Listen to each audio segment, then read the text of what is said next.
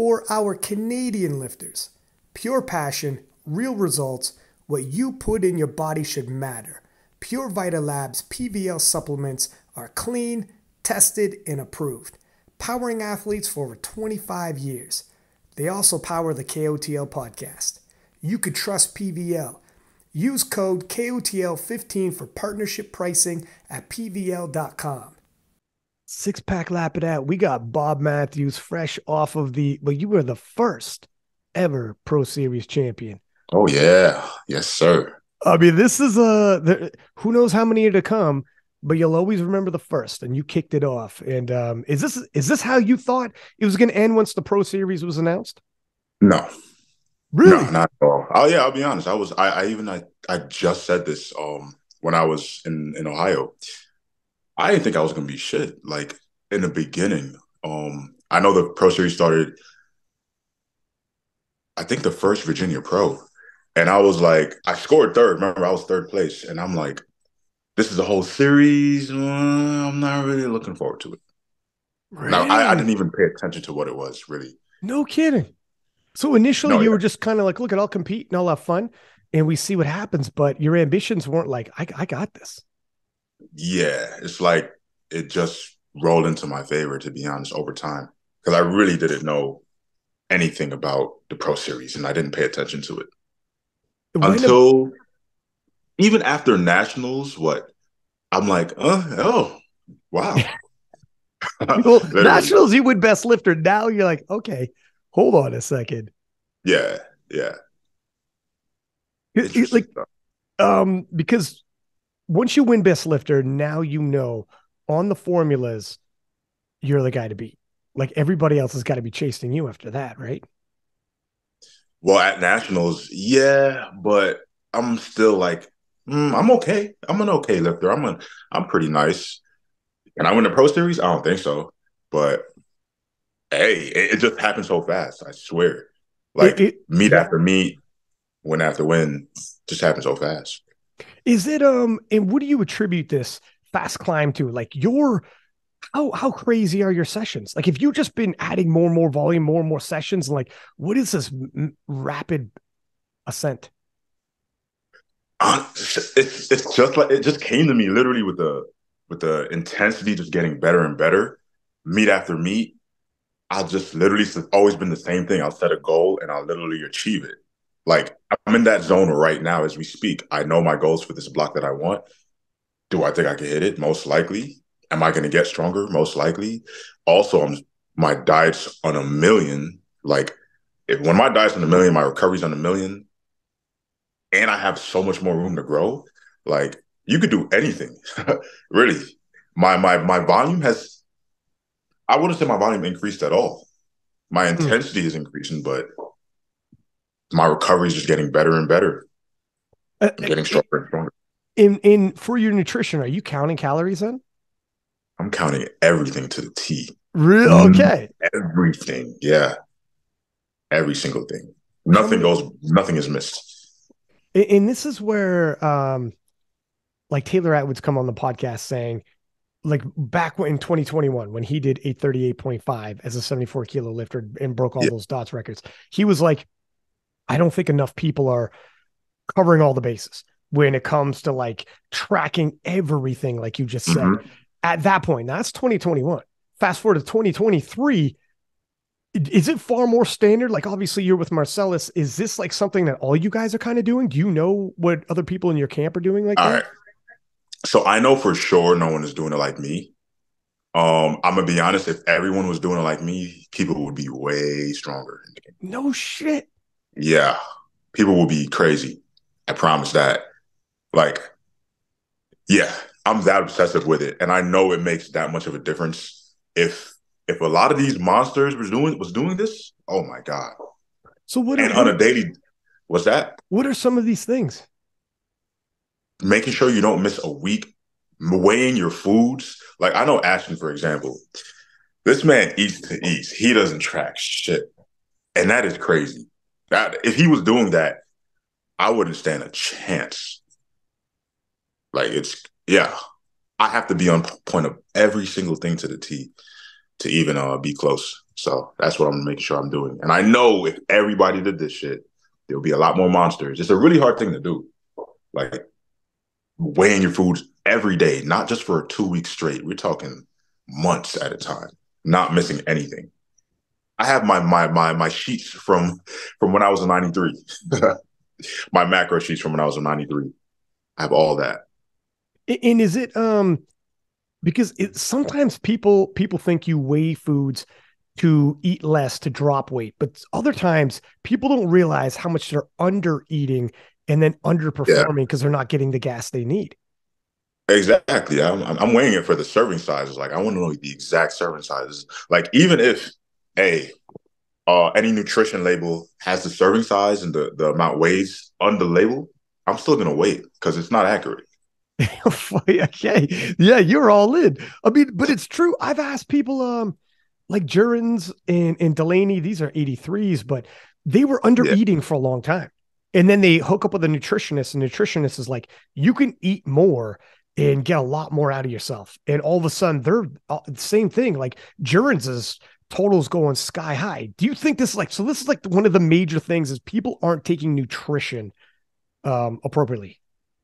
Absolutely. It's so major. Like you take the average lifter, squatting 500 or something, and he's never tracked a macro before. He starts tracking for like 2-3 months. He's squatting 600, squatting 584. He's going up. He's going crazy for real. It makes that much of a difference. And then you combine that with your sleep. So here's another thing. Okay. Sleep is one of those things where, like for myself, I'm a fucking terrible sleeper, man. In sleep, I can't make myself sleep. I just like lay there. It's very difficult. Do you get in 8 hours every day or? Yeah, I get my 8 hours. I'm a very light sleeper. So I got to make sure everything in my room is dark. My room is cold. Yeah, I make sure my sleep is also optimized, just like my nutrition. Do you got a CPAP machine?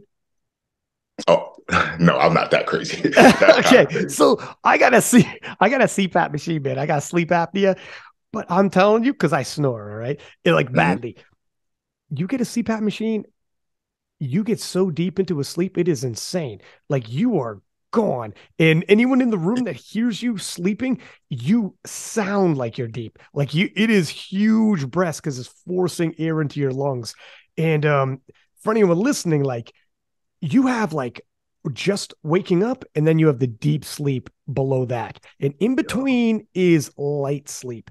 And when you put on a CPAP machine, it sinks you right deep into the deep sleep where your heart rate lowers and that and the organs and everything have far more recovery.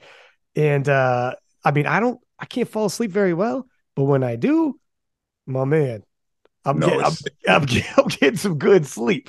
yeah. Now I look like fucking Tom Cruise and Maverick because I got a thing on my face. You know what I mean? Tom Cruise and Top Gun would because I got a thing on my face, but it is what it is. No, it's important, man. It's If do y'all you listening out there, get your sleep.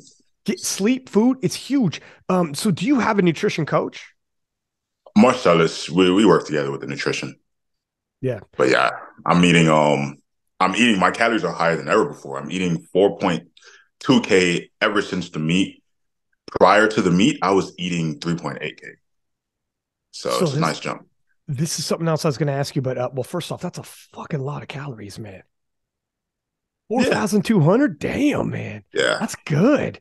I mean, you're big. You're a big dude, so it makes sense, but that's a lot of calories. I mean, to put in perspective for someone listening, so I was talking about a Delaney and Gerrans, and they're like 2,400 or something. So you're 4,000.2. That's a considerable amount more than them. You're getting good. It's cool because I mean I am 100. They're 83. Right. So I expect it. When I was 93, I was eating like 2.7. So I expect that. Yeah. And so going into this one here, well, first off, let's back it up a second. At the end of 2022, you end up finishing the year with the highest dots. At that point, you must have been full well in command of I'm the guy to beat. Or did you feel that way? No, I think no. Really? I feel like I'm the guy. No, I think that now, Yeah. but I didn't think that after the Virginia Pro. Nah, It's, not yet. Everything was too close. Everything, and then plus I didn't even end off the highest meet. I didn't have the highest total at 110, so definitely not. well, okay. So this is a like a really good discussion that I wanted to get into. Um, Right. so with the one, it's weird because the pro series obviously is run on dots. Mm-hmm. And it's very important to like it establishes who's the best and it's regardless of weight class. And I was talking to Rondel about this and he was like the reason why he likes the formulas and the dots is because there's only one. Like you have one person. There's several champions in all different weight classes, but there's one person that stands on top when you do it like that. And you can Right. compare each other. So that's why he liked it. And it gives new competition. However, Rondell is in a weight class where he stands alone. You were in Mm-hmm. a weight class, you could be in a weight class where there's three other guys. And it becomes it's it, It's we're weird, man. it's It's weird so weird. because you could be the best lifter but come in third in the weight class, which Yeah. feels but your incentive is to win the pro series, so you kind of want to. So it's like how do you prioritize that? Um.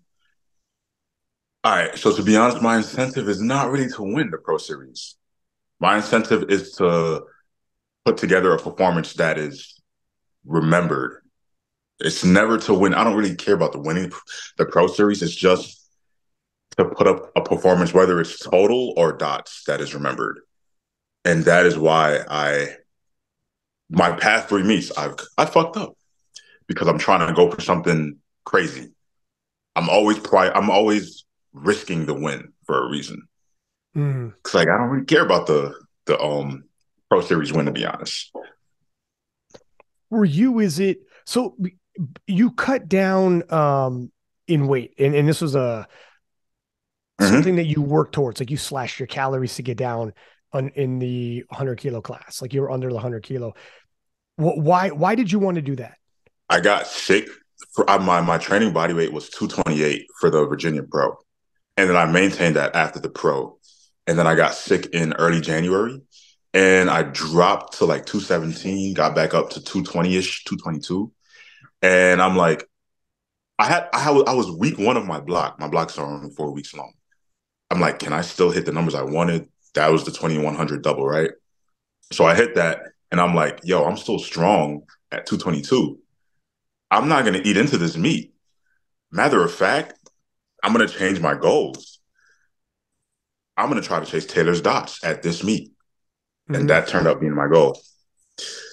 That's why I went from 222. I could have competed at 222, but there was no chance in hell I would have even touched his dots at 222. Right now, at the moment, at the very moment. So it just kind of happened to you then. You got sick, you lost body weight.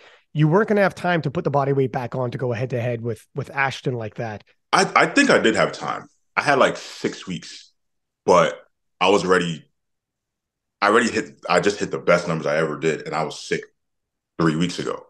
Why would I even need to eat even more going into this Uh meet if I'm the strongest I've ever been? so at that point you prioritized going after Taylor's dots record than a head to head with Ashton, essentially. Yeah, yeah. Gotcha. Because I put my dots my anticipated strength in the calculator with the list I think I could hit. My body weight right now, 603 ish. 608 is the fucking dots. Yeah. What would I need to get down to? What would I need to Yeah. get down to touch that dots, right? I put in 217. I'm like, bro, that's a 5 pound cut. I put in 216. I'm like, that's so close. And I put in 2 fucking 15. It said 609. With the numbers, I hit the squat and the deadlift before, but I would just need a bench 525. Which I can if I don't cut, but obviously the cut had other plans. But yeah, it seemed so easy in my head. It's amazing. And the reason, because I remember like when you posted up at the end of the year, picture of you putting up the number one, and you had the highest dots. And then Taylor comes in there with the comment, but only because I let you.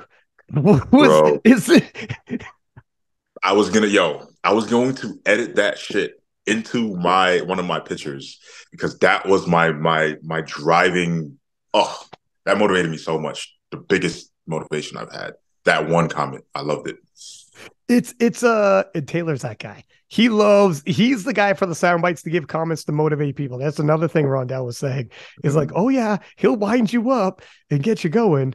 Was that one of the reasons where you're like, I really want, like, was that a tipping point in terms of Ashton or Taylor? Absolutely. What do you mean Ashton or Taylor?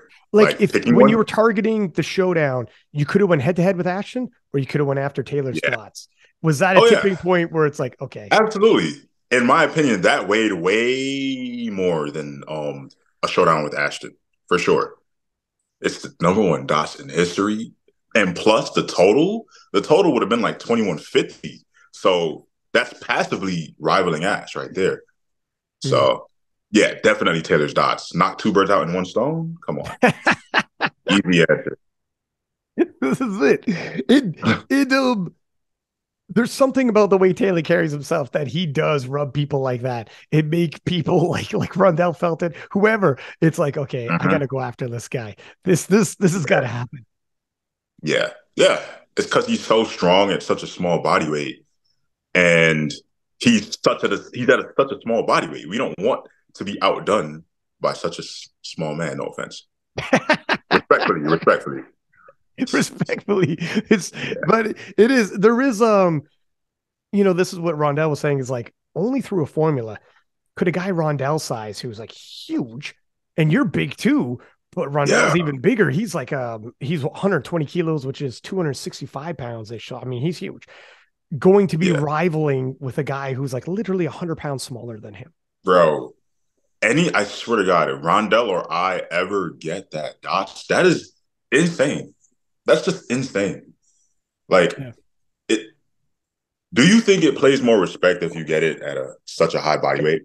Well, this is what I was when you were saying that, I was just thinking this now. So years ago, I had Timmy from Germany who created the dots formula, and I think I need to have him back on. This was like 2019-ish. And he broke down how he made the dots formula. And he's using data points from all the different weight classes. But I don't want to misspeak. Like there's several different formulas and there's different ways they created the formulas. And I want to bring him back on to discuss exactly what went into creating the dots formula and how they did it. And I don't know, it's not supposed to be harder per weight class. But on the same token, it's something about when you're ahead of all the other data points in your weight class. So I don't want to misspeak, but what I remember it, but Taylor is so far ahead of the other 74s, like he's way ahead of the other 74s. Whereas with yourselves, there's more of a cluster in your weight class. So I don't know though. I'm going to have to bring Timmy back on because I do think that's because me, Ash, and Keenan are just that much of outliers. Because if we compete at 100, we're way past every other 100, just as Taylor is past every other 74. That's a fair point. And same as Rondel. That's a fair point. And you're right. You're outliers. Whereas it's not like everybody in the 110s is like close to you. And if there was two other 74s, it doesn't skew for Taylor either. It won't change it. The dots, like, you're right. I don't know, man. I'd have to ask. I don't know if it's harder or the same. It's supposed to be the same, but put it this way, though. It's impressive, though, when you guys are so big shifting that. Like, for instance, Rondel just totaled 1,000 kilos. Right. That's huge. Few men in history in the tested have totaled or even untested have totaled 1,000 kilos. So these are like milestones as well. So if you could total 1,000 kilos and get the best dots ever, like it's crazy. You're just checking all the boxes. We're like, are you strong just because your size? No. Right. No, I'm hitting, on all cylinders here. I don't know. And when you were going into this, so you decided to cut and you're going after the dots. And now that that's been done and you won the pro series, but you didn't get the dots though, Yeah. what would be the plan? Well, actually, you know what? Yeah, I'll ask this. We'll double back though, because I do want to talk about the Arnold performance. But what would be the plan moving forward then? If you are you thinking, I'm going to put the weight back on, go head to head with Keenan and Ashton? Or are you thinking, I got unfinished business with this dots and the lighter body weight's the best route to it? You just got to sort out the cut and try it again. All right. So absolutely not. Definitely going up. Okay. I truly believe, yeah, the lighter body weight and maintaining the strength does amplify your dots, but that's if you can execute at the lighter body weight. I cannot execute at the lighter body weight because I'm just a taller human. I cannot be that light, right? It's like asking Rondel. We're the same height. It's like asking him, hey, Rondel, come to 220, get this higher dots. No, it's not working because he executes and he's the strongest at his body weight right now. So for me, hey, you about to see a 20-pound, 30-pound heavier Bob in the future type shit because not only am I going to get exponentially stronger, my execution is going to be way better. And therefore, I've already plugged in numbers of what I believe I could truly hit.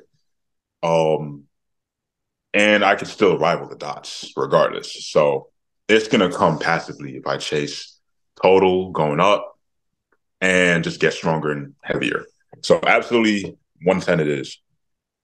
110, baby. And are you thinking, okay, first off, that's exciting because you being 20 to 30 pounds heavier, your fucking numbers are going to be insane. Mm-hmm. Your numbers are going to be crazy. And also the biggest showdown for sure is you, Keenan and Ashton all together. Yeah. I mean, it's absolutely crazy how far you guys are going to push each other. So having said that, and I also agree with you, let the dots just come natural almost. You know, if you try to force it sometimes, it might not work out. Let's talk about the Arnold Classic, then we'll talk about the Mega Nats. But with the Arnold Classic, so your squat was great. Your squat was looking good. Or well, let me hear you tell it. Was it where you wanted it? All right. So squat went beautiful, right? Yeah. I knew I could have squatted 777. That was the goal. That was the exact number I needed. But on my second attempt, I'm like, you know what? Let me not miss a third attempt squat. Let me just go 3 for 3. I'm a lighter body weight. Hey, whatever. And honestly, 766 already in the blink of an eye, it ruined my goal for Taylor's dots. Really? Like I knew I was off. Yeah, I was off pace immediately for Taylor's dots because I needed that 777. I didn't want to have to bench anything over 520. That's exactly why I took such a heavy jump on the second attempt bench while cutting. That jump on bench will be aggressive without a cut. But I did that with a cut, and that even hurt me a lot more, like from 485 to 512. So the squat, I'm like, you know what, Taylor's dots, yeah. That was a huge jump, man. That was a huge. I was going to ask you about that as well. Why the big jump? But it's because so I guess you thought, look, I'm not pacing. I need to get aggressive. Yeah, absolutely. Like in my head, I'm winning the meet already because I already know what I can pull. And if I hit this bench, it's over. I mean, over. Opener only, I was like, okay, it's not over. This is still a battle. Like, yeah. Wow, I missed 2 benches. But I'm going into my second attempt thinking, hey, I hit this. It's pretty much over, so I can do whatever the hell I want. However, I know Taylor's dots ain't there since my first squat. So since I missed the bench, I'm like, yeah, now I got to chase 600. Now I could only chase 600, right? And I still had that chance going into deadlifts, but I would have needed to pull like 865. So the priorities went from, hey, Taylor's dots, fuck that. Let me just get 600. Nice new milestone. Fuck that. Let me just win the meet. Thanks God. So what happened? Why did you have to keep recalibrating the goals? The goal? So I know exactly my top end strengths. I know exactly what I could hit. So the squat, me being conservative, meaning I had to amp bench up. And since bench wasn't there, the goals just have to shift. And it happens in the blink of an eye. Like, I love it. I love how your goals can just shift like, oh, you know what? Nope. I'm not totaling this today. I'm not placing this today. Blah, blah, blah. And I accept it. I'm in the moment, I'm okay with it. You have to be okay with it. Because I promise you, I was mentally amped up on this goal for like 8 weeks. Taylor's dots. I was sleeping on it. Taylor's dots. I got it. I hit these numbers before. I got it, right? Second squat comes. I'm like, nope. Oh shit! You do? Nope. Is it just you got under the bar because you hit? Obviously, you went 3 for 3 in squats, but even though you're hitting, you were like, the strength just isn't. I'm not at 100% right now. I'm good. You're like 90 something, which you're still phenomenally strong, strong enough to win. But you just knew like that, which is interesting that you have that ability because some people don't. Some people just chase bad money and Like my last warm-ups are, I'll always know 40 pounds more than I can take, to be honest. And if it feels like, that last warm-up feels like I could make a 50-pound jump and hit that shit easy, that's the move. But that 727 did not move like I could rep it for 4 to 5 like usual. So I'm like, 766, I've doubled 766. So I should hit this on any good day, to be honest. So yeah, that's how I knew that from then. The bench, the 512, honestly, I could hit 512 any day of the week. It was just a cut. Pretty much it was a super duper aggressive jump, but you already had your opener in there and you knew, I guess, are you paying attention to the other lifters or who was handling you actually? Marcellus. Okay. So he's paying attention to make sure where you're at in terms of the rest of the competition, in terms of dots, that you're not like, you're not going so aggressive that you're going to throw away the win. Anyways, he's like, look, we can get aggressive. Right. We can get aggressive, but not to the point where you're going to look back and be like, holy shit, I literally threw it all away for something that wasn't there that day.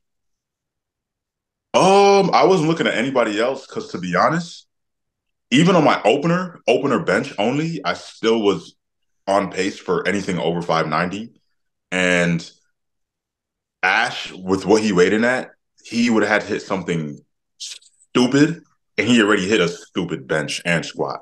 So the pull, I'm like, he'd have to pull like 870-ish plus. So that's why until my third attempt, I'm like, let me just do my regular jumps and deadlift. I could win the meet. I don't really even have to focus on anybody. I think the story would have been different if Petrie was still in the game, because if Petrie had hit his squat and his anticipated bench, or what I anticipate that he could bench, he'd be making me change my numbers. Crazy. Yeah. Sure. Yeah, he'd make me take a conservative bench jump for sure. You would have changed the game. Because you guys, like Petrie is also another guy under Marcellus. Do you guys know what each other are doing in training? Do you have like a group chat where you all share? Because it's weird. You're on the same team, but you are competing against each other for money even. Yeah. So Petrie, I already knew his goal. His goal was just to Jesse know. Plus he posted it. Right. Everybody knew it. My coach told me the goal. He didn't want nothing more, maybe 2K at the least. But I think everybody knew that. The max 2033. And with what he weighed in at, if he had hit Jesse Norris's goal, it would have been 600 dots, maybe 601, nothing more. So I didn't know his goal. He told me 2150 minimum in the DMs. So I kind of know their goals. It's not as concrete, but yeah, I knew both their goals, and we're open about it for sure. We're definitely open about it. Mm-hmm. Yeah, I guess. It kind of, you're gonna see it on the day of, anyways. Yeah, I swear to God, we always have these monstrous goals, right? And then some shit happens. It's always the way it is. Although somebody can have like a phenomenal day, like Ashton, obviously 960 kilos. I'm using kilos, you're using pounds, but whatever. We're covering it all between the two of us. But he previously, it's a total PR for him, but not huge. Yeah. But it was still like a return to form because he wasn't always having, like, he wanted to, at least he's getting back on track to hitting PRs. Yeah. He feels good again and looking good again. He was hyped. You could tell there was momentum on his side when you're watching the videos, and he's back on. Do you anticipate from a guy like Ashton moving forward? Like, is he going to start really pushing towards 1,000 kilos? Like, are you guys, what are we talking about here? I'll be honest, Ash will absolutely be more motivated than ever before. I'm anticipating something crazier than what you've seen in the past few months, weeks, because I stepped on the podium over him 3 times in a row. That's if you think he wants to step on the podium a 4th time under me in a weight class battle, fuck no. Absolutely not. Absolutely not. So I expect, give me 1 sec. Yeah, I expect him to be 1,000 kilos for sure. We all have to aim for that. We know that, but Ash is going to be crazy. And hey, guess what? You don't even have to ask me about me. Yeah, I'm gonna go crazy myself. Like, I'm the most motivated I've ever been myself, to be honest. and throw in Keenan. Yeah, Keenan too. He came in strong as fuck at the Arnold's. Bro, his squat, when I saw 370.5, I'm like, bro, what the fuck? I have to join the 800 club. Like, it's getting crazy. So I know he's gonna do something wild. And he's about to bench 500. So yeah, some big things. They're both just insane problems to have. Yeah, I mean, it's a good problem to have in terms of a meaningful win. Everybody's going to be watching. Like, everybody, this is can't miss. The 3, I can't remember the last time 3 guys like you, as strong as you 3, like you 3 could make a threat for a podium of 600 dots and up, which would be insane. I don't know if it's going to happen for sure, but it could. You know what? Yo, I think it could happen. I really think it depends on body weights and all. I didn't crunch the numbers, but nevertheless, I mean, you guys, it's insane how far you guys are pushing. So the one thing with Keenan, he's got to come from South Korea, obviously. So he's going to have to get there sooner and start adapting. Oh, quicker. Yeah. He's going to come there like a week earlier. I know he is. He's going to play all his cards right. I mean, we're going to be on the same platform. He wants everything to be perfect. Yeah. No mess ups. This could be a one-time battle. We don't know what's going to happen in the future. So I know he's going to make it perfect. You're right. Like, you can't take things for granted. If you guys, all 3 you guys are going to be there at the same time, you don't know if you're going to have another kick at this. Especially all head to head in the same weight class. Now, having said all that, I think I know the answer to this, but let me ask, when it comes to in a head to head showdown, what means more to you? If you were to win on dots and get like best lifter, you come in 3rd. Best lifter, an all mega nats, but you come in 3rd in your weight class. Or you come in 1st in your weight class. You defeat Ashton and Keenan head to head in the biggest showdown, but you're not the best lifter in the entire mega nats. And best lifter is a massive, it's huge because it's a massive competition, obviously. Yeah. That's what if you can't have both? Oh, that is so tough. Definitely, it will always depend on the context and narrative, but the weight class is you're in the weight class. So that's going to outweigh just winning on dots. However, you could play devil's advocate, because I'm not going to lie. If you are 1 fucking pound over that weight class, like the weight class below, right? Yeah. You're competing against a 242 pounder, you're 221 pounds. And you total 5 pounds less than him, and he wins the meet. Is that not impressive, though? Well, exactly. And you're for really real the best lifter. Like, it's... Yeah. But, like, what does that mean? That's the thing. Should you be shunned for that? Should you be appreciated for that? Because you lost the weight class battle weighing 20 pounds less. However, you were just so much better pound for pound. Right. That's the thing. I know. It's, yeah. I'm going to be honest, though. If it was me, I'd be kind of mad. If it was me myself, I'd be mad. you want to win. Well, like Ashton was on the podcast and he said he wants to win head up on kilos. Like he wants the head-to-head battle to win it. But yeah, it's tough to say. You guys are all going to be within a certain amount of body weight. I think though, like, I don't think none of you guys have tipped over even 105 kilos, which is 231 pounds. None of you guys even gone into that, right? You're going to see 3 people go over 105 for sure. You think so? Okay. This time Absolutely. will. Absolutely. I can't see Ash being less. That would be kind of stupid. Keenan, I think he's going to be over 105 as well. Me, over 105, easily said. Okay. All right. So we're getting bigger now. Like you guys get, I mean, it's almost like an arms race where you're crazy not to. Now that you're actually all going to be on the same platform at the same time.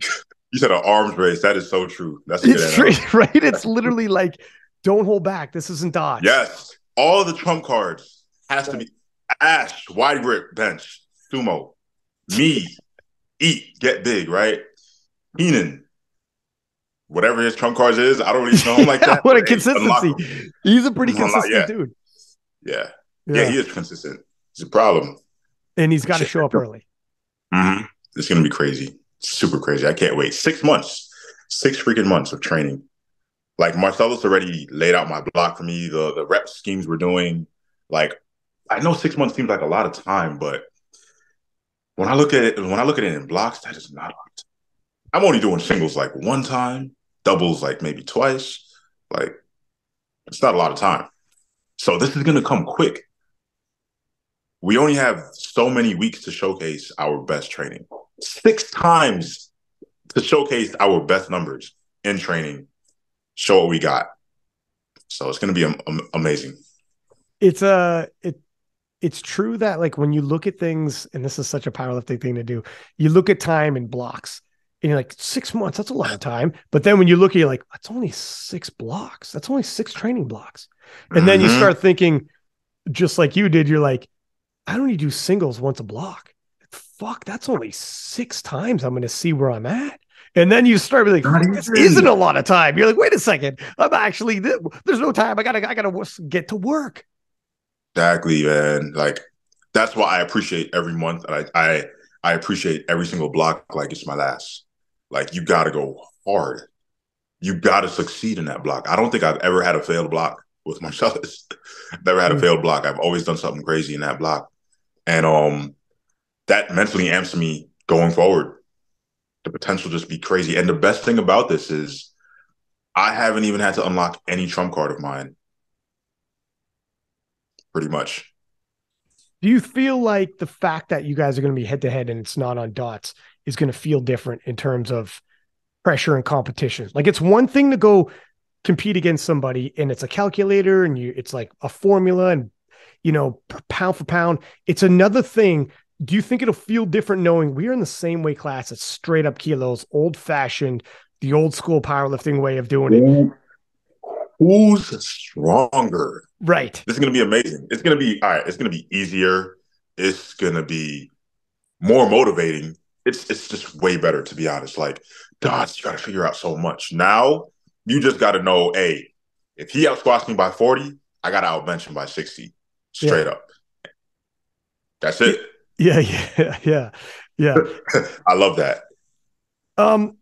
So talking about, obviously, Brennan had bombed out at the Arnold, and then now, I don't know, famously, Russ was taking shots in his Instagram, and then Russ was on the podcast talking about how in competition, when the competition's fierce and it's head to head, it makes him, it gives him like, he's like, people call me arrogant, but he's like, if you only knew how insecure I am in training, I am insecure. He used the term insecure, saying it makes me, when I look at a guy, what Brendan's doing in training, and I know how strong he is, it makes me like, I put in crazy sessions because I'm insecure and I think I might lose. And then by the time it forces, he goes, I felt it when I was going against Brett Gibbs. I felt it like at different points. Right. And he said, it's been a while since I felt that feeling where like, I wake up, I go to the gym, and I'm like, fuck, I gotta go, because we're starting to take shots at each other, subliminally, whatever, and it's increasing the tension. And Brendan, like, as I got him on the podcast coming, but he said the same, where he's like, it pushes you. And so anyways, Russ is saying, by the time I show up at the meet, people think I'm arrogant, but there's more confidence because I actually was insecure for so many months, and it made me work so hard. By the time I show up, I know how hard I've worked. Like, I pushed left nothing out there. So he's like, now I'm confident because I'm like, I fucking worked my ass off. And he's like, so fuck it. I'm going to carry myself the way I carry myself. And he goes, that's what he thinks the difference is between like arrogance and confidence and what competition can do to you. Do you feel, first off, like, is it different with you though? Because Keenan, Ashton, it doesn't feel the same. Like, Ashton's a straight up teammate of yours, and Keenan's not really a trash talker. You know, and Taylor was trash talking, but it was different. You guys weren't head to head. So it wasn't, you know, it motivated you. Like you said, I'm not saying it didn't motivate you, but not quite like if dude was like another guy in your weight class, you're like, fuck, we're going head to head. How do you feel about all that? Do you get motivated? Do you think if Ashton wasn't Ashton, if Ashton was Russ, and Ashton, and you knew if you bomb, he's firing shots at you, if you whatever, would you be like, fuck, we're going? I'm gonna be honest, I prefer that. I would love that. I would love a Russ. Like, I come from that type of background. Like, I need that shit talk, and I love it. Like, if it was me, I would want him to talk shit about my bomb out. Shit, go do it on YouTube or something. I would love that because it literally gives me so much motivation. Like, I remember when Ash was on the podcast last, and he said, I want to stomp him or stomp them. That I edited it in my YouTube video, and now I play it every single day. Every single day. So I can send you the edit right after this. No shit, dude. Please do. Yeah. Oh, all right, but I'll send it to you. I love that shit talk. It just burns something inside of me, and I need that. And matter of fact, I would say Ashton was talking a lot in Bull Up for the Arnolds, right? In comments and DMs. Yes, the DMs and really. Yeah, and he replied it to my YouTube video. But yeah, we're good. We're friends and shit, whatever. We love each other. But that sparked me crazier motivation than ever before. It sucks that he didn't know my goal of Taylor's dots because he was just hyping me up for no reason, pretty much. Because it wasn't going to be. I knew it wasn't going to be the head to head, but I hope he had. I hope it's the same energy going into Nats. It was amazing. I mean, it's definitely going to be, but I do love the trash talk. The shit that Russ is doing is amazing. If me and a Russ could like clash, that would be beautiful. Yeah, he's just too that I don't think he's going to get that big, but that would be crazy. If Russ comes in a 110, I'd be like, holy thing is he won't be Russ anymore. He'd be like, I can't picture Russ being chubby. Can you imagine chubby Russ showing up? That'd be insane. He'd squat like 850. This is true. This is true. But yeah, and not only that, when a guy of Russ's like following size is taking like when he's got a massive following, when he's taking shots, his whole following now is hearing your name and the rivalry is being hyped. So not only is Russ taking shots, but he's hyping it, and it just becomes more and more and more augmented when it actually comes down to it. It does two purposes though. You can be motivating somebody to train harder.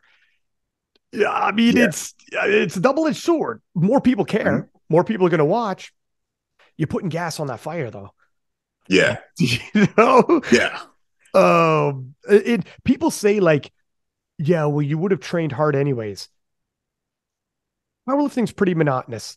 Put it this way. They said you just said they said they that you would have trained hard anyways. Like people in comments, when I say stuff like this, people in comments and stuff are like, you know, if Russ, whether or not Russ talks shit, Petrie's still going to do a 3-hour session. So it doesn't make Petrie show up better. And then, okay, whoever said this, that's not true.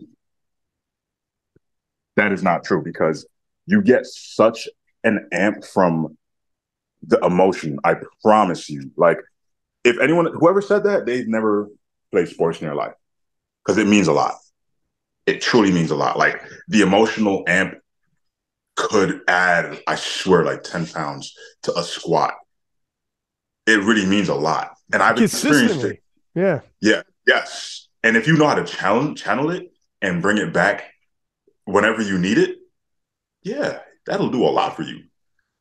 Emotions mean a lot. And adrenaline, like it's so much. Like it's a skill. Like, for example, right? Marcellus, now you're knowing this. A few times I tested my adrenaline to see if I can pull my top sets from 0 to 100 on deadlift and bench. I did and bench, yeah. And I was able to channel all that anger and emotion to get my adrenaline going to do that. And if I didn't do that, I wouldn't have been able to like succeed as much as I did on the lift, if you know what I mean. So, for example, 700 pounds, let's say if your max is 700 and you're gonna lift 600, right? Can you do that no warm up with no extra amps, no emotions being sparked? No, you have to rile yourself up. And if you have something that triggers you, that's gonna do you so much justice. And hey, look at Petrie now. I guarantee you his training's gonna be way more motivated. Mm. It's I don't understand how some people don't amp themselves up before lift. I mean, you don't have to be outwardly, some people just keep it internal. That's fine. But I mean, for sure, when you amp yourself up and get that adrenaline going, of course, yeah. Like and to your point, if you're doing that in sessions, yes, you're probably going to do the same block and program regardless, because your coach is going to write it for you regardless. But the weight to your point of the weight you're going to hit every time, instead of if the range is within 20 pounds, it's the like that's what Marcellus gives you. It's going to be in the upper 20-pound range because you're going to be fired up. Do that every day consistently because somebody's got you wound up. It's going to add up. And then over the course of like 6 months, you've been consistently hitting heavier weights because you're like, fucking, you have that. And when people don't understand, I'm like, how do you guys not understand this, man? For sure, it makes a difference. It can, for real. It's insane. And that's why you need a guy like a Russ. You really do. It's necessary. You know what? 50 Cent one time said, because this is like back in the day. I'm showing my age here, but he was in tons of beefs. And then 50 Cent, these are like tons of beefs back in the day. And 50 Cent goes, I got you. I know right now everybody's all mad and everybody's wound up. And he goes, I'm necessary. I am necessary. It's like you really do. Like when Russ fired his shots, when Petrie bombed and everybody was going crazy and everybody, if Russ wasn't around or certain things weren't around, it wouldn't be quite the same. Having said that, you don't go out of your way to, do you talk a lot? Maybe I'm missing it, but I don't think you talk a lot of trash though, right? Only if the trash is talked to me and if I get the chance to. Absolutely. Like I would say, if I'm gonna be honest, the only time if I was given the chance to, I would have, was actually against Petrie. Really? Oh shit, that's ironic. Yeah, I think he was on your podcast and he said he was going to beat me on the race to 2100, and I was like, oh. It's in my YouTube video. Like I was reacting to your podcast with him, and I was hearing this. I was like, oh, there's no way he said this. Blah blah blah blah blah blah. That was probably the only time I would have responded to something. That was the only time I felt like I was not trash talked, but this man is really trying to rival me. As instead of me trying to chase somebody, like instead of me trying to chase an Ash. So yeah, that would probably be the only time ever. Yeah. It's because you haven't been in the thick of it yet like that. And what do you think is like the balance in terms of like as long as it's sport, is everything open? Or is that kind of the way you look at it in terms of trash talk? What do you mean everything's open? Like one of the things was when Brennan bombed and Russ immediately was firing shots. And then they were like, you're kicking him when he's down. And Russ was saying, Russ is like, look, I'm staying within sports. I'm not attacking him saying like about his family or his personal life. He's like, we're powerlifting athletes and we're talking about powerlifting. And he's like, so everything's cool. And in terms of he just bombed and he's at his lowest, Russ is like, but it's still a sport. Like it's, it's not like he's at his lowest, like he just lost his job, gone through a divorce, and you jump in there and be like, your life sucks. He's like, that's your lowest for real. We're still talking about sports. So okay. What do you think? To be fair, Russ is actually right. It's just in your morals, do you want to take it that far? Because he's 100% right. Like, it's in the sport. You're my competitor. There's an animosity between us, and you just bombed out. Hey, I'm going to talk my talk. To be honest, right? It just depends on the person. I personally wouldn't do it. I mean, I'm not going to kick somebody when they're down. That makes me look like a weakling myself because I wouldn't do that. That's low for me. However, if I'm shit talked crazy, hey, I'm gonna violate. I'm gonna 100% violate. No one has ever awoken that for me ever, and probably won't awaken that because that's not really how. I don't see a lot of powerlifters like that. But me personally, I would love it. I would love to take shots, jab after jab after jab. But as far as Russ and that comment, low key, Russ, he has a point. Yeah, as long as not a point as saying, yo, kick Petrie when he's down. I'm not saying that. I'm saying like he has a point as far as, hey, this is within the sport. I didn't say anything attacking your family or anything like that. And guess what? It'll help Petrie. It'll motivate him to do way better. And and eventually they will have their showdown and it's going to be fucking bonkers. Who's going to miss this? Who's going to miss Russ versus Petrie? Can you imagine before that, with all that has happened, can you imagine those two going head to head? Like the night before, we're all going to be like, holy fuck, what do you think? What do you think? Like when they're in the warm-up room and everyone's like, holy, 2 years in the making, all this trash talk. I know, man. 2 years. About to happen. This is where, like, I know it's uncomfortable at times, but it really does hype it, man. It really does hype it. As long as they stay within sport, it should be okay. I agree. In my opinion, nothing should be off limits as long as it's within the sport. Why? Why not? It's the truth. Why should we stay quiet? And you had said this is like your background in terms of like trash talk and in terms of like manifesting anger, getting yourself hyped up. What background are you alluding to? New York City, the New York life, because we talk a lot of trash. We are very aggressive. Whether it's football or basketball, whatever we're doing, New Yorkers are dogs. New Yorkers are dogs. So I come from that dog mentality. And okay, so you're used to, so this would be nothing for you. Sports would be like you're like, sports trash talk, that's easy. Right? Yeah. You're gonna talk shit about my squat? All right, that's pretty fucking easy to fluff off. Yeah. Of course, in the moment, you be like, oh, fuck, I fucked up. And this man is talking shit. But hey, fuck it. I'm going to slap it off in a moment.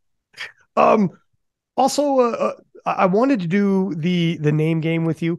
I do the name games with people where I say a name, and if you tell me in 1 to 2 words or a sentence, or you can even get into a freaking story if you like. So there's no right and wrong, but it can be as little as a 1-word answer for the name I give you. We'll rattle off a few names, and you let me know what you think. Oh, wow. Okay. All right. So you could say 1 word. Like literally I could say Ashton and you could say thick, right? Because he's thick. Is easy as that, I could say Ashton and you can get into like, this is the guy that keeps me up. This is the guy that blah, blah. Like you could, as much or as little as you want, but that's the name game. Okay. Gotcha. I'll say whatever comes to mind immediately. Whatever comes to mind. There's no right and wrong answer. Okay. First one, Keenan Lee. Keenan Lee. Asian Hulk. He's a monster. Honestly, he could beat me if I'm not on my A game. Pretty much. All right. Ashton Roska. Oh, this is my soulmate. This is my soulmate as far as we're going to be trading wins and losses back and forth, back and forth, back and forth. He's a GOAT. I look at him as the only guy that was his career is so good, like it's compared with Taylor Atwood a year ago and a half. I need to get on this guy's level. This guy is my soulmate. I like how you put that. Marcellus Williams. I'm not gonna lie. Better than Joey Flex. Go coach. You line us up, we're taking his squad. That's what I think of when I think of Marcellus. I think of Joey. They go hand in hand to me. Like I just think of us whooping their team. But Marcellus himself, GOAT. Is that part of motivation as well? Like competitiveness. It's kind of like yeah. I can't even turn it into a Joey Flex thing, but he was dominant 2019, right? And then we just come along. Marcellus, everything he's done, how much better he's gotten his clients, we stepped up. His team now is fucking strong as shit. So I think he's doing GOAT things. Okay. And I think he's going to overtake me. That leads me to the next one, Joey Flex. Joey Flex. Consider him a GOAT too. I'm not gonna lie. I do consider him a GOAT. Talkative. Wants better for the sport. Champion. I do think of, I'm not gonna lie. I do think of Jordan with the rings in his hands. I do think that because he's a very decorated winner, but at the same time, Joey, we're better than you. The craft is better. Line us up. We are beating you in a Royal Rumble. Okay. Brandon Petrie. Brandon Petrie, goated 93, 90 kg, best in the world at that weight class. My first rival, he blew me the fuck up. I couldn't have done shit without him. As far as the dots and the total, he kickstarted my rise to superstardom. Brandon is a GOAT. I'm trying not to overuse the word GOAT, but you're just handing me GOATs out here. Like, damn. Well, this is true. I'm handing you a GOATs in the respective weight classes or professions for sure. Absolutely. Okay, Russell Orhe. Russ, decorated, super decorated. I think the most decorated person right now, as far as powerlifting goes, championships. Like when I think of him, I think of the grills, I think of gold, I think of Kobe Jordan like mentality. To be honest, Russ is a GOAT, another 83 GOAT. Yep. To be honest, I do want him to dabble out in the 90s. I would love to see that. And if he came out on top, that's a hard conversation, man. He truly will be GOAT. Here's. Before I get to that, I got one more after this. Before we get to that, on that point, because Brennan was sparked a rivalry with you and was like a good inspiration for you as well, and one of the first guys to call you out in terms of like, I'm going to get here before him, etc. When Russ goes head to head with Brandon, and it won't be this year, it'll be the next. Russ was saying, is it because you're both craftsmen and Russ is flex? So are you automatically cheering for Brendan, or are you also like how does that work? I would say, wow. Try to put me on the spot. I would say, who am I automatically cheering for? Shit, I'm not gonna lie. Remember, Russ was the guy that got me into the sport of powerlifting. He was literally the one guy that got me into the sport. Petrie was my first rival and my teammate. I'm 50-50. It's tough, isn't it? Pretty much. That is tough. Like I like to see either on top, either rising to the occasion, because I fuck with them heavy, big time. Both of them. I fuck with both heavy. Like me and Russ cool as me and Russ is cool as shit. Me and Petrie's cool as shit. And like I said, Russ got me into the sport and everything. He was the reason why I'm me right now. Yeah, it's and there's something about Russ, like when someone's trying to move up a weight class and win in two different weight classes, I don't gotta tell you, it's impressive because it's Yeah. difficult to do that. To be the best in two different weight classes is inspiring. She's like, fuck, I respect that. But on the flip side, I mean, you had already said Flexx and the Craftsmen, and it's like that rivalry, that'd be a win for you guys if Brandon wins it over. I don't know if Russ is like, he's probably the biggest name. I don't know if he's the number one flex. When you think of Flexx, do you think of Russ or do you think of Jesus or Amanda? I don't know. Do you think probably Russ? I think Russ, yeah, he's that guy. Matter of fact, now that you're saying this, hey, Russ, don't win at 90 kg because that's going to only make it harder for my career to be GOAT. I'm not going to lie. As far as I'm concerned, Taylor's number one, Russ is number two. And if he wins a 90 kg chip against Petrie in the same meet, that's so hard for me to be even up there. That's interesting you say that, Bob, because like Russ is that guy who is like, fuck dots. I'm all about titles and head to head. I will rack up titles over years. Like he like rack up over and over and over, and I'll go head to head with kilos and totals or head to head matchups. But he's like, I don't give a fuck about dots. Whereas, so he's kind of chosen a different path. And however, some people want to take it away from him and be like, your dots, you don't have the dots, so you can't be a potential GOAT. Okay. Or I have my thoughts on that. I think it's a pie chart, and I think everything matters. I think those three things matter. I think longevity. If you have longevity, you can be considered a GOAT. I don't think that's what Ray Williams had. If you have an absolutely beautiful performance, it could be one performance or two performances. Like it could be Jesus totaling 2,500. It could be Taylor's dots. That's part of the pie chart. You could be considered a GOAT as far as that. And if you have titles, title after title after title, you're just a decorated winner. That could be considered. You could have an individual piece of the pie, and you could be considered a top 5 all time, top 3, whatever, right? But if you have 2 of the 3 or 3 of the 3, bro, you are up there with the best. Taylor, he has 3 of 3 right now.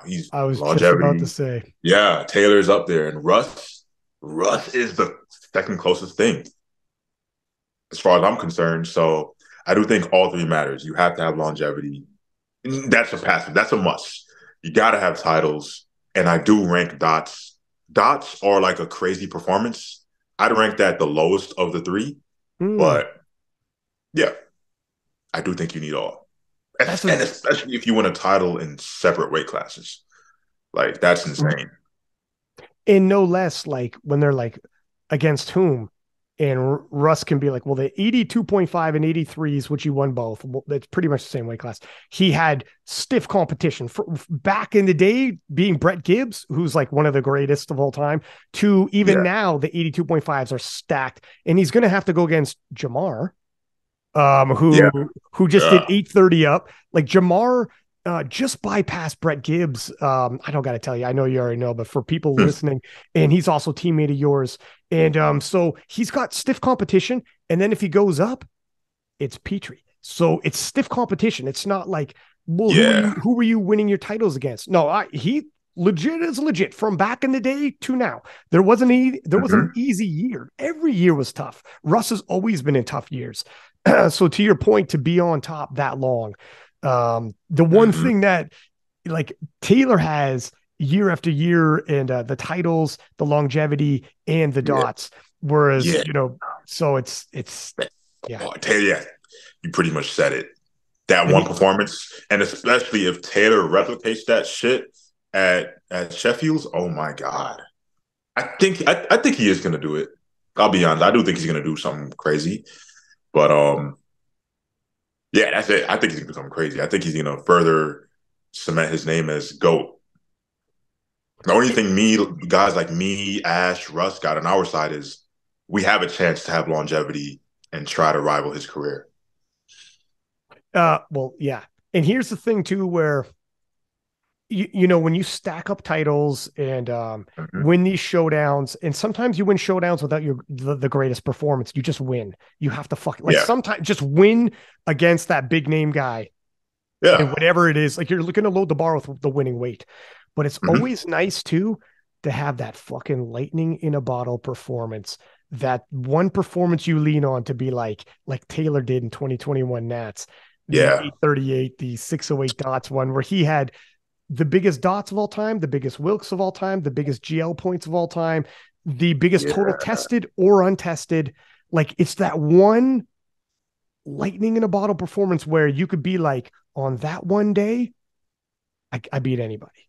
You know, just having that one day where you're like, I think I was Superman for a second there. And that it's special when you see that with an athlete, and it's not like he's a lightning in a bottle guy. He's had longevity. That's one of those things that you're chasing where you're like, fuck, if I want to go off, and you want to go off on the big stage, not like a local meet when you have that day. Yes. You want to be like, damn it, I had it at when nobody was watching, right? No. You want to have it when everyone's watching. And that's the stuff probably that keeps you up, where you're like, fuck, my day's coming. My day's people don't know. I haven't even showed anyone yet. Hey, when I came 7th at 2021 Nationals, that's exactly what I told myself. It's okay. Just accept it. It's like when LeBron accepted his loss against the Warriors. His time's coming. Yeah. It's always like that. Everybody has their moment. Whether it could be a really good moment or it could be a really bad moment. Everybody experiences it. Your good moment is coming. And guess what? Your bad moment is coming too. I could bomb out next meet. Knock on wood. I really could. Or I could have an outstanding meet. So how you respond to that is what matters. Very well said. Yeah, there's always another one afterwards. It's only over if you stop right there. Okay, so here's one of them. We kind of got into it, but Taylor Atwood. Taylor. GOAT of GOATs, champ of champs, king of kings. Taylor got it right now. However, I'll admit, your career, it's easy. I wouldn't say easy, but you don't have that strong of an argument for GOAT. What do you mean? Expand on that. Do you mean, what do you mean? I could, like how Jordan was so dominant. Hey, it's going to take crazy amounts of climbing to surpass Jordan, right? Look at Kobe. He was the closest replica to him. He couldn't do it. And as far as I'm concerned, I think someone could pass the dots and longevity and titles wins. I do think his career is not that crazy to surpass.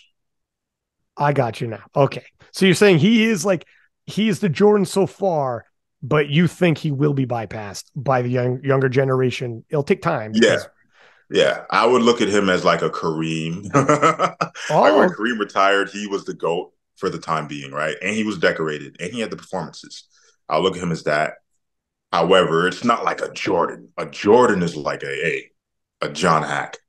John Hack, I'm gonna be honest, he's untouchable. I don't ever say that about anyone, but a guy like that is untouchable. I look at that, I'm like, the fuck?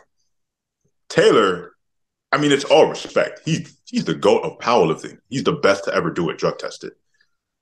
But when I look at what he's done, I'm like, an Ashton or a Bob or a Rondel or a Russ, if we are on pace for great meets and winning titles, great performances at that, and longevity, hey, it might not be Taylor as the GOAT in 10 years. Is the Michael Jordan of powerlifting amongst us right now? Or are we still with other people, the next GOAT, then the next GOAT, but the Jordan hasn't arrived yet? I would say Taylor would be like the Jordan, like 96 Jordan, close to the end of his career. And he win those 2 more rings. We don't know that. So Taylor right now, I would say, hey, if he just total 830, then 840, then 850, Yeah, I'm not gonna lie. I don't know if I could beat that. I don't know if I could surpass that career. I'm not gonna lie. That's tough. Or if he moves up to 83, 82 and a half, whatever, and If he wins. beats someone significant, Yeah. yeah, you're making it harder for me, man. You're making it harder for us. Stuff like that. Like if he retired right now, I'd be like, oh, Taylor, are you serious? You're just leaving it up for grabs now. Ah, gotcha. Yeah. Gotcha. And do you think one of you guys, so I guess it's difficult to say if one of you guys could be the Jordan. If Taylor's Kareem, is Jordan amongst Mm-hmm. us? Is Jordan amongst us already? Absolutely. Absolutely. We're in Really? yes. Okay. Yes. That's what I was getting at. If Taylor's I Kareem believe is the so. guy who's going to beat him out later on, he's amongst us right now. Let me Yeah. ask you this: is he a 110? Is he? He's a one. Is he? He's a 110 or a 125. Okay. So Yeah. you're thinking essentially like Rondel might be in there. Absolutely. Yeah. Absolutely. I Yeah, think Rondel is unrivaled. He has the chance. He has the potential to win chips in a row consecutively. Like he's unrivaled as hell. Like I'm gonna be honest, every time you see him compete, there's one lift that has so much more in the tank. So I see him winning titles for days, and then his performance, it just depends. Can he get that longevity right? That's all of us, really. All of us young guns. We don't know what's in store for us 2, 3 years from now. So one of the shames of Rondel's career, and he's got a lot more years to go, but when through politics in Trinidad and Tobago, he lost 4 years in his 20s. 4 years in his 20s. And one thing that he took issue with, Taylor was saying, like on the King of List podcast, he kind of was going in on Rondel, which Rondel actually liked, by the way, kind of like you were saying, where he's like, oh yeah, all right, good, right? yeah. So it Rondel saying like, yeah, it fired me up, and he liked it, but then that didn't work out because they in two different feds. But he was saying, Taylor was saying, I don't have the resume, and Taylor's like, how can you put guys like this up against me when they don't have my resume and I have all these wins? And Rondel was saying, man, it's not really fair critique on me because I lost 4 fucking years. In the very first year Taylor won the world championship in 2018, Rondel won the junior world championship, out totaling everybody in the open as a junior. And Rondel was like, can you imagine? We both won our first world title the same year, only he got to still compete and build his legacy. And I couldn't lift at all due to politics. I lost every single year. Rondel's like, you know how hard that is for me to digest, looking back, being like, I could be viewed completely different right now. And it was totally out of my hands. It wasn't anything I did. And that's where I feel for the kid. No, I know. I think he's gonna make up for it though. Yeah, well, God, I hope so. He is already. I mean, he's beginning. He's building over 1,000 kilos, and he's weighing in underneath 120 kilos purposely so that he can be compared to everyone globally in the IPF as well as obviously the USAPL. He's doing that on purpose. He said that the weight class for anyone listening is 125, but he purposely will stay under 120 so he can, there's nobody safe throughout the world. It's an even comparison, and that's the way he wants it. Which he doesn't need to fill it out. That's true. It's true. Yeah. He also said too, he's like, man, I don't need to get chubby either, man. Like I'm good. Yeah. Right. He's a big dude as this. Like he's your height, you were saying, right? Yeah. Yeah. So he's already a big lad. Listen, man. I would one day. Go ahead. Was that? No, go ahead. I would one day love to compete with him in the same weight class. One day. Really? Oh my God. Yeah, that's a big goal of mine. I have so many goals that no one really knows, but yeah, I would definitely like to compete with him in the same weight class one day, for sure. That's actually going to happen in like, I don't know. Like I'd say if I won a title this year, when I win a title this year, I'll debate going up again. I'll debate going up. For That's real. Pretty quick. That's pretty quick. Yeah. Because historically, like you haven't filled out. So your plan for Mega Nats is fill out 110. Yeah. And then after that, frig, dude, I don't know how many calories you're going to be eating. It's going to be crazy. But I mean, obviously you're not going to fill out 125, but or would you know? I don't. All right. I think the biggest I could probably get is 250-ish, 60 at the best. And I don't even know how it would look then. I would be happy with competing against him as a light 125. So I'd probably be like 245, 250, to be honest. Like And I'm 223-ish right now. 30 pounds in a year from now, a year and a half is not that crazy. It ain't gonna be all muscle. I like the That's disclaimer. impossible. That's impossible. But yeah, pretty much. I would have to, yeah, I would just have to be on top of everything as clean as possible. Just hope I could put it on as clean as possible. Fuck the abs. Goodbye abs. But yeah, I would love to. That's one of my peak goals, competing against Rondel. Total. First off, that'd be fucking fantastic. Like if you, because you've already obviously at 100, and then if you go up to 110, you collect that, records, titles, the whole nine. You've got best lifter, you've got pro series, like you're starting to rack up the resume. Yeah. So then eventually you'll be like, what else we got here? Let's just get as big as possible and go against the biggest guy possible, who's the greatest in his weight class of all time. Like Rondel is, I know we throw around the term GOAT a lot, but he is the GOAT 120, 125. There isn't another 120 or 125 in history as strong as Rondel. So you would be going against the greatest of all time in that weight class, just like you're going to be going against the greatest of all time in the 110, which would be, you know, Ashton now and Keenan within like fucking 10 kilos, which is insane. So yeah, you're collecting massive titles, and it would be crazy to see you and Rondel. Like, obviously, let's get on the other side of Mega Nats, and there's a mega showdown waiting for you there to super. Yeah, right. I gotta do this first. Right. But right afterwards, you would probably almost immediately need to flip the switch and start gaining weight, though, because it's a lot of weight to gain, right? Yeah. Yeah. See, it would depend on the total. It would depend on how far behind I am. I probably will be maybe 50-ish, within 50 kilos, I'd hope, of Rondel at the time.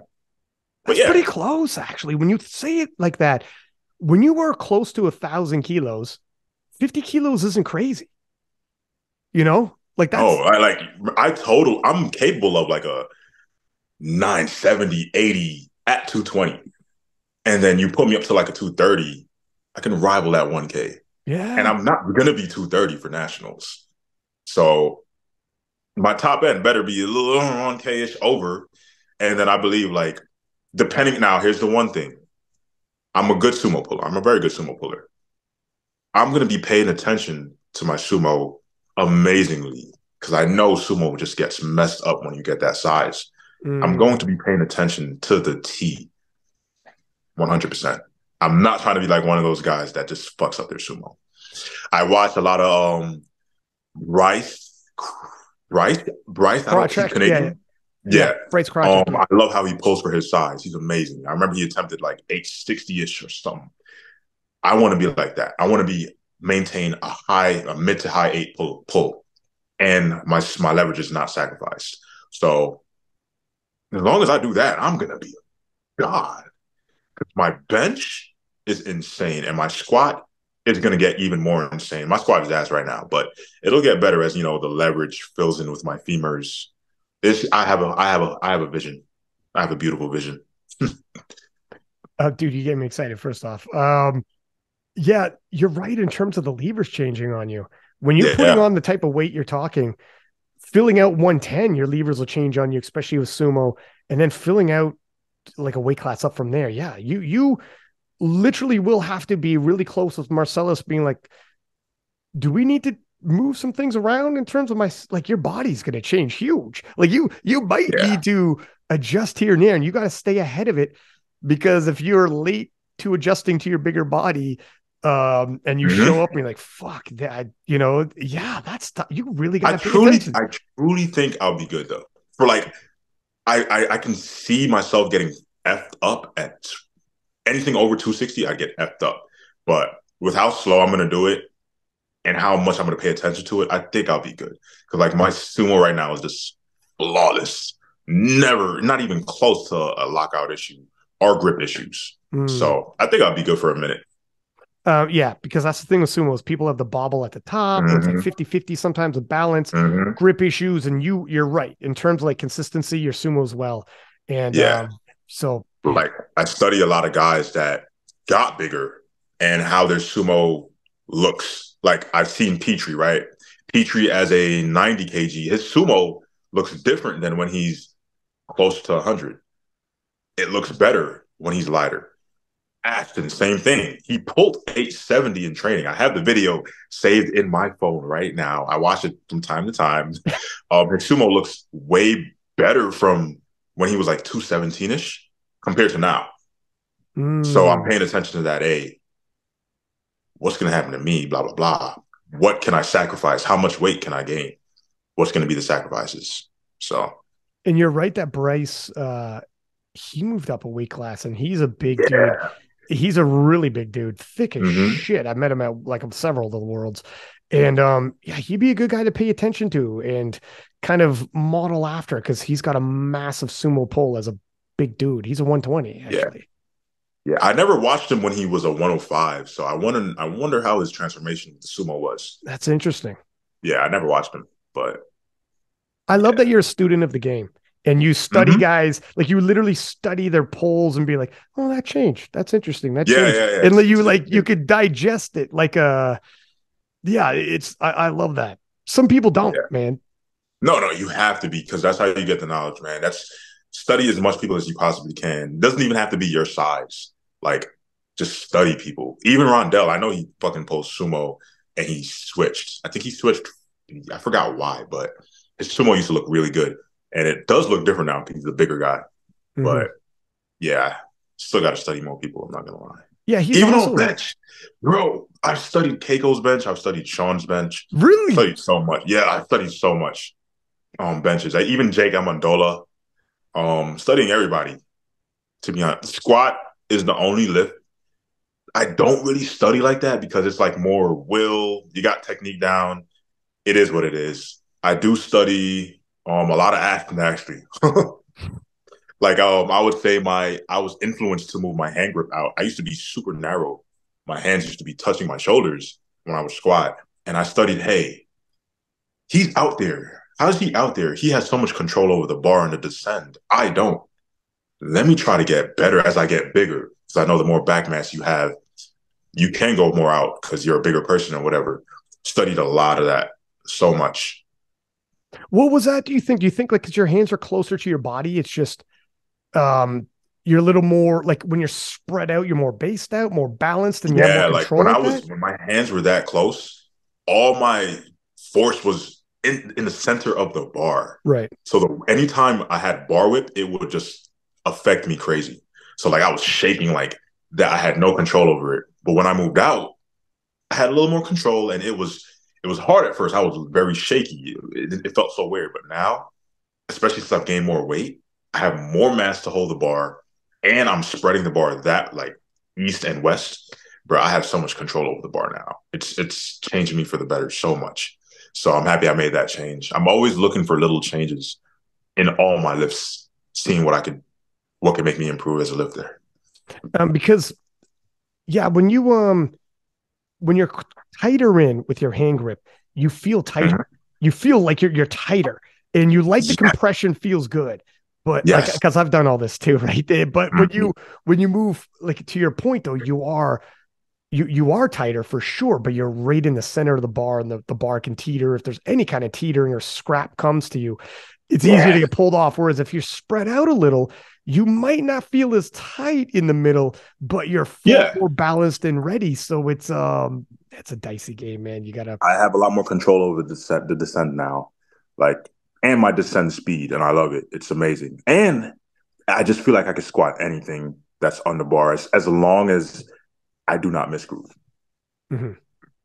So, yeah. Listen, thank you for coming on, first off. This has been a fucking good conversation, man. We covered a lot of bases, my man. I appreciate you, your time and everything. We got to stay in contact, obviously. Good luck with training. And, dude, you got your showdown coming up has got me all types of fired up. I think everybody in the powerlifting community doesn't want to miss that one. Is there anybody you want to give a shout out to before we let you go? Hey man, shout out to the craft team. We're doing it big. We're doing it big. Marcellus, Ash, Petrie. Shout out to everybody. There it Yeah, is. yeah, big ass motivators. And shout out to Rondel too. I'll shout out my biggest motivators, like that off the top of my head. Rondel, shout you out big time. Ash and Petrie, yeah, and Marcellus. Big love. There it is. For everybody listening, as usual, please do subscribe, give us high ratings. Until next time, 6-pack Lapadat, 6 up, and we are out.